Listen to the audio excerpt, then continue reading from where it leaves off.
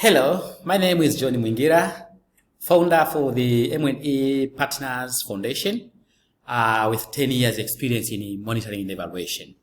And today I would like to discuss with you or to share with you the building blocks for monitoring and from M&E plan. I know you have heard about the words M&E plan, or the M&E plan is a concept. But now, do we know what are the building blocks? What are the key elements for M&E plan? And this is what I'm going to share with you today. But before we go into the details, please, if you have not subscribed to our channel, please subscribe, because on a regular basis I will be posting video of this type with regards to monitoring and evaluation. So I don't want you to miss this. Make sure that you subscribe and you place the bell sign so that when we post, you get notified that there is something new updated in the channel. So basically, M&E plan, there are 6 basic elements. We need to have the logic model for our intervention. And we need to have defined key performance indicators as another element. We need to have the M&E questions. We need to know what are the tools. And we need to have an M&E team. And we need to have the reporting mechanisms and usage of the monitoring and evaluation report. So these are basically the elements that constitute what we call the M&E plan. Let me now go through one element after the other. The first element is an intervention logic.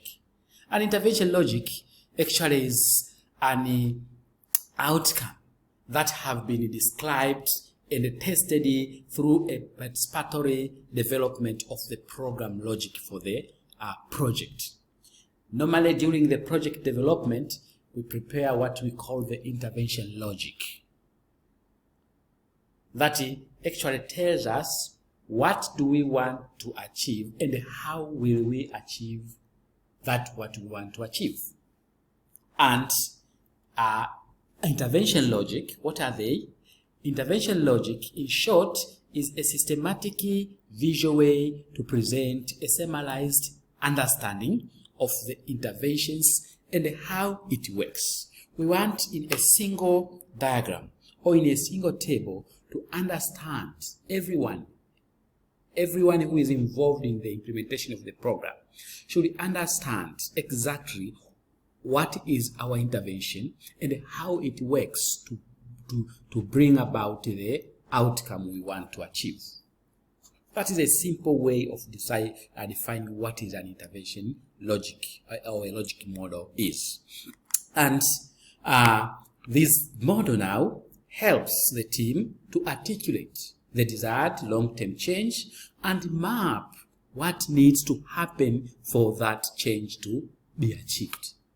Make sure, I know you understand that the implementation team has a critical role on making sure that the project achieve the intended objectives, because they are the ones who will be implementing the interventions.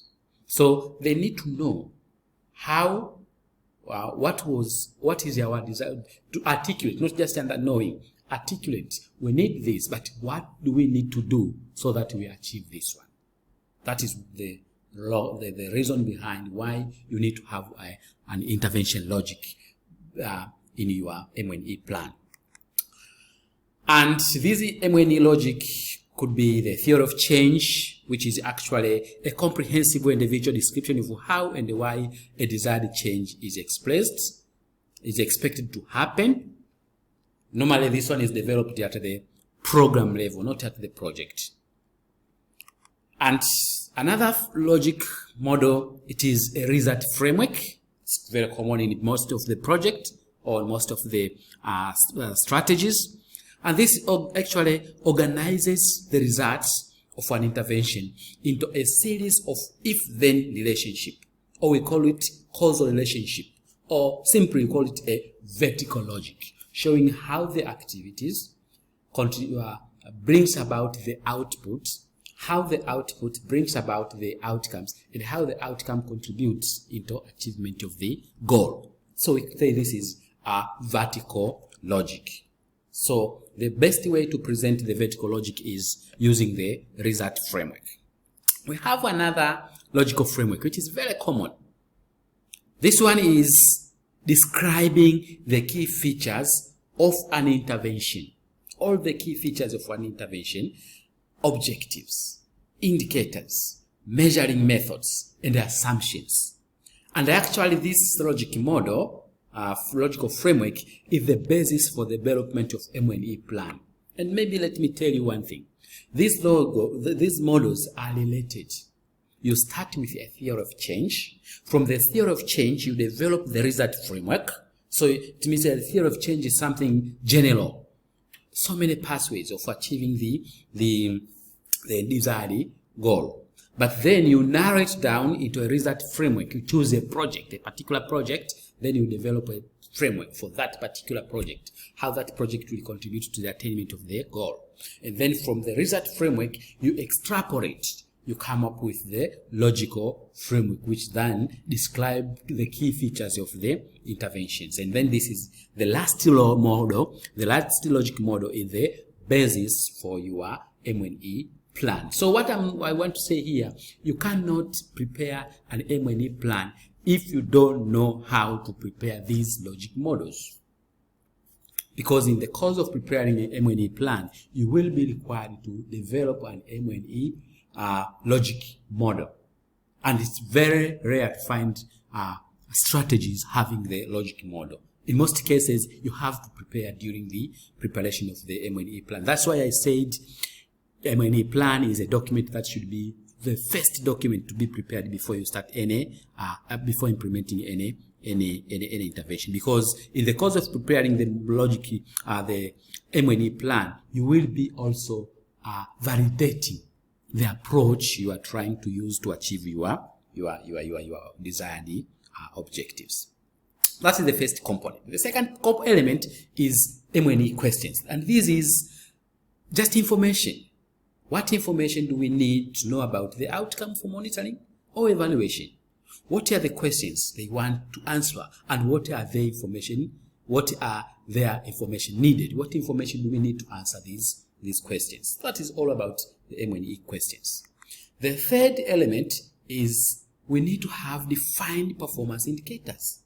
And this is just the things that will help us to tell whether we are performing, whether our performance, whether we are performing well or we are performing bad. And this is actually what is the unit or units of information that will answer the evaluation question. Those are the defined performance indicators. We should be able now to say when this is that way, it means excellent performance. When it is that way, it is poor performance. That is the third element. The fourth element is having the standardized data collection tools. I said we need to have standardized data collection tools because in most cases you find that projects or programs are implemented at different localities. So when we want to compile the data, it becomes much easier if we have standardized tools because everyone will be collecting the same information in the same way, in the same format, so the consolidation becomes easy. And makes monitoring or evaluation much easier. Then we have the fifth component. We need to have an M&E team. An M&E team is nothing.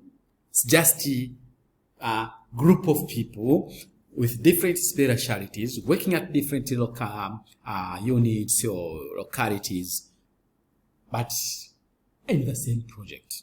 And we need to make sure that in M&E, everyone is involved. We should work as a team. I insist. We should work as a team, but the point, we need to have each team be well skilled. You must be skilled on M&E. I'm not saying educated.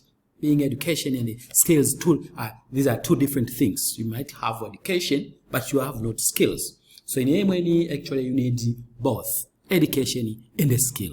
You should be knowing why are you doing it and how to do. But again, we need to have someone who knows their roles, who knows his or her role and responsibilities as far as monitoring and evaluation is concerned. The sixth element is reporting mechanism. I'm sorry, I've written seventh. The sixth element is reporting mechanism. We need to understand what are the intended or required report or communication product for the team and other stakeholders. And we are using the general formula we say we need to have what format will best meet the needs for those who use the report, for example. So the best formula in monitoring and evaluation report, we say we need to make sure that our report really meet stakeholders' needs. We don't want to produce a report that people will not make use of them. They will just take the reports and store them into the cupboards or use it for other unintended